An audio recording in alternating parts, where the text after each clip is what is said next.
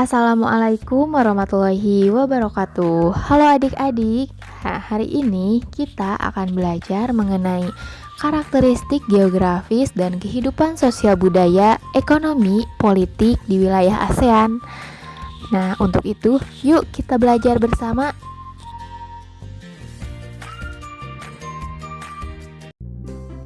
Nah, adik-adik, kehidupan sosial budaya, ekonomi, politik di wilayah ASEAN itu dipengaruhi oleh 3 hal. Yang pertama, luas wilayah. Sebagian besar negara ASEAN memiliki wilayah laut dengan luas sekitar 5.060.100 km persegi. Sedangkan luas wilayah daratannya sekitar 4.817.000 km persegi. Sehingga wilayah lautan di negara-negara ASEAN itu lebih luas dibandingkan dengan wilayah daratannya. Yang kedua yaitu letak geografis, astronomis, dan geologis. Kita ambil contoh negara Indonesia. Apabila dikaitkan dengan letak geografis, astronomis, dan geologis, di mana luas Indonesia pada daratannya yaitu 1.922.570 km persegi, sedangkan luas lautannya yaitu 3.257.483 km persegi. Maka Indonesia kaya akan perikanan, terumbu karang, dan minyak bumi. Sedangkan secara geografis, Indonesia terletak di antara 2 benua, yaitu benua Asia dan Australia. Juga diapit oleh 2 samudra, yaitu Samudra Hindia dan Pasifik, yang menyebabkan adanya percampuran budaya dan perekonomian masyarakat. Begitu pula dalam bidang politik, Indonesia dengan negara-negara ASEAN lainnya menciptakan stabilitas ekonomi ASEAN.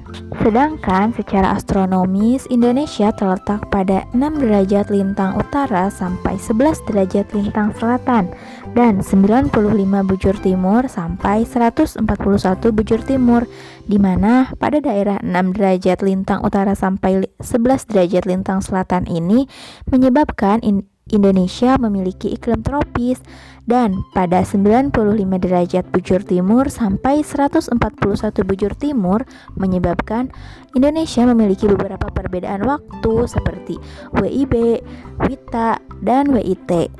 Selanjutnya secara geologis atau menurut letak suatu wilayah berdasarkan struktur batuannya, di mana adanya 2 jalur pegunungan yaitu Sirkum Mediterania dan Sirkum Pasifik, yang menyebabkan Indonesia memiliki banyak gunung Merapi yang kaya akan mineral. Selain itu, adanya 3 lempeng yang bergerak seperti lempeng Eurasia, Pasifik, dan Indo-Australia, yang menyebabkan Indonesia menjadi rawan gempa dan menimbulkan pegunungan sehingga sumber daya mineral semakin banyak. Faktor ketiga yang mempengaruhi kehidupan sosial, budaya, ekonomi, dan politik di wilayah ASEAN yaitu iklim tropis dan garis khatulistiwa. Nah, sebelum membahas lebih lanjut, kita harus mengetahui dulu apa sih itu iklim tropis dan garis khatulistiwa itu.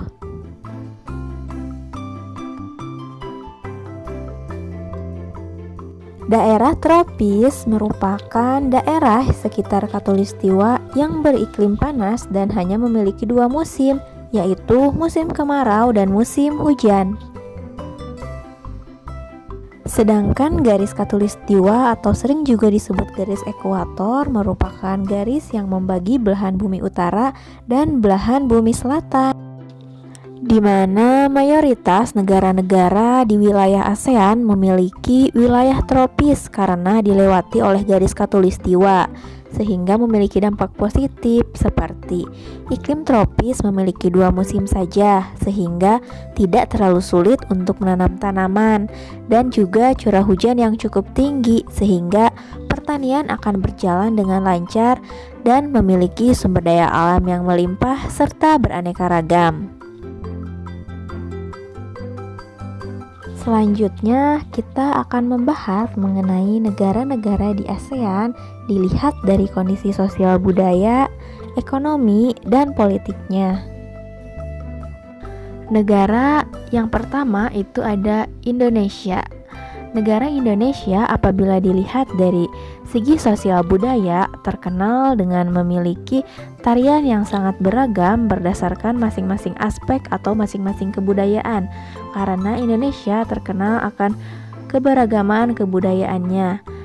Selain itu, Indonesia juga terkenal memiliki pantun dan gurindam. Selain itu, pada bidang ekonomi, Indonesia tercatat sebagai pemasok minyak mentah dan gas alam. Selain itu, Indonesia juga merupakan salah satu pengekspor utama karet, kopi, coklat, ikan, dan minyak kelapa sawit. Indonesia juga memproduksi gula, teh, tembakau, kopra, dan rempah-rempah. Selanjutnya, aspek politik negara Indonesia, di mana negara Indonesia merupakan negara kesatuan yang berbentuk republik dengan kepala negara atau kepala pemerintahan yaitu presiden. Selanjutnya ada negara Malaysia. Pada aspek sosial budaya, Malaysia dikenal memiliki tarian ulek mayang dan tarian zapin. Sedangkan pada aspek ekonomi, yaitu perekonomiannya berubah sejak dekade 1970-an berkat ekspor bahan mentah. Adapun sumber daya alam yang menjadi andalan Malaysia yaitu karet dan timah. Malaysia juga dikenal sebagai penghasil minyak kelapa sawit, minyak bumi, dan gas alam. Kayu-kayu yang diperdagangkan di dunia juga banyak yang berasal dari Malaysia. Selanjutnya ada aspek politik negara Malaysia yang menganut sistem parlementer. Negara yang ketiga ada Singapura. Dari aspek sosial budaya, kebudayaan Singapura kental dengan aspek Tionghoa, Britania, dan Melayu. Sedangkan pada aspek ekonomi, Singapura sama sekali tidak ada sumber daya alam karena Singapura lebih mengandalkan impor sumber daya alam untuk perindustriannya. Selain itu, pada aspek politik, pemerintahan yang dianut oleh Singapura yaitu sistem republik parlementer. Yang keempat ada Thailand. Pada aspek sosial budaya, suku terbesar di Thailand adalah suku Thai, Tionghoa, Melayu, dan Khmer. Sebagian penduduk beragama Buddha. Mereka tinggal di bagian utara dan di bagian tengah. Sedangkan pada sektor ekonomi condong pada timah dan mangan. Selanjutnya, pada politik di Thailand, sistem monarki kerajaan konstitusional dengan Perdana Menteri adalah kepala pemerintahan dan raja. Bentuk negara Thailand berbentuk kesatuan. Negara selanjutnya yaitu Filipina. Pada aspek sosial budaya, negara Filipina terkenal memiliki tarian tradisional tinikling, tarian bambu tradisional khas Filipina. Bahay Kubo merupakan rumah tradisional Filipina. Sedangkan pada aspek ekonomi, Filipina memiliki tembaga, nikel, emas, timber, seng, dan kobalt. Nah, selanjutnya pada aspek politik, negara kepulauan yang sistem pemerintahannya berbentuk republik, bentuk negara kesatuan dengan sistem pemerintahan presidensial. Yang keenam ada negara Brunei Darussalam. Pada aspek sosial budaya, di negara Brunei Darussalam didominasi oleh bangsa Melayu, sisanya suku bangsa Cina, Bedayan, Kadaza, Kadazan, dan Dayak. Sedangkan pada aspek ekonomi, Brunei Darussalam kaya akan minyak bumi dan gas alamnya.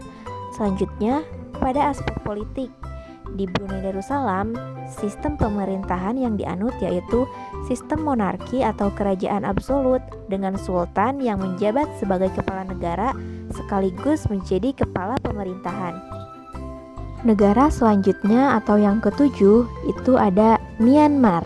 Pada aspek sosial budaya, di Myanmar menganut kepercayaan Chinese yang banyak mengandung hal-hal mistis. Kemudian, pada aspek ekonomi, di negara Myanmar, pertanian merupakan penghasil utama rakyatnya dan separuh hasil masyarakat tani di Myanmar adalah beras. Selain itu, negara Myanmar juga kaya akan mineral, yaitu biji besi, minyak, gas alam, dan batu mulia.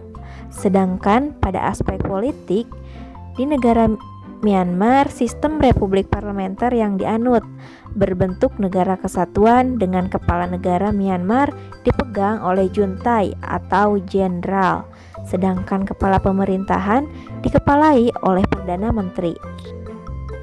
Negara selanjutnya yaitu ada Vietnam. Pada aspek sosial budaya, suku di Vietnam pada umumnya homogen dan suku yang terbesar yaitu suku Viet. Sebagian besar masyarakat di Vietnam tidak beragama dan bahasa resmi yang digunakan adalah bahasa Inggris dan Perancis. Selanjutnya aspek ekonomi. Karena bentuk Vietnam yang memanjang menjadikan Vietnam kaya akan sumber daya alam laut sehingga unggul dalam ekspor udang, cumi, kepiting, dan lobster. Sektor pertanian yang utama yaitu beras. Selain itu ada juga tebu, singkong, jagung, ubi, dan kacang-kacangan. Buah-buahan seperti kelapa dan pisang juga sangat banyak di Vietnam. Hutan Vietnam juga menghasilkan arang, kayu, dan rotan. Selain itu, Vietnam memiliki kandungan alam seperti batu bara, besi, kromium, dan timah. Sedangkan pada aspek politik, negara Vietnam merupakan republik sosialis yang merupakan sebuah negara partai tunggal dengan sistem negara komunis. Negara selanjutnya yaitu ada Laos. Pada aspek sosial budaya, bahasa Laos yaitu bahasa Lao dengan agama Buddha. Sedangkan pada aspek ekonomi, di Laos bergantung pada pertanian dan produksi utamanya yaitu beras. Selain itu, Laos juga menghasilkan ubi, tebu, jagung, tembakau, kopi, dan juga buah-buahan. Sedangkan pada aspek politiknya, Laos menjalin kerjasama dengan Vietnam yang juga menganut sistem komunis yang kepala negara dipimpin oleh seorang presiden. Negara yang terakhir yaitu ada Kamboja. Pada aspek sosial budaya, negara Kamboja dipengaruhi oleh agama Buddha dan Theravada karena terdapat bangunan salah satunya yaitu Angkor Wat. Selain itu, ada atraksi budaya yang lain seperti Festival Bon Om Tek atau Festival Balap Perahu Nasional yang diadakan setiap bulan November. Kemudian pada bidang ekonomi, ada dua komoditas utama negara Kamboja yaitu beras dan karet. Kamboja juga memproduksi ikan, buah, sayur, dan daging. Sedangkan politik di negara Kamboja itu menganut monarki konstitusional. Nah, adik-adik, sekian pematerian mengenai karakteristik geografis dan kehidupan sosial budaya, ekonomi, politik negara-negara di wilayah ASEAN. Semoga apa yang disampaikan dapat bermanfaat. Terima kasih telah menyimak. Wassalamualaikum warahmatullahi wabarakatuh.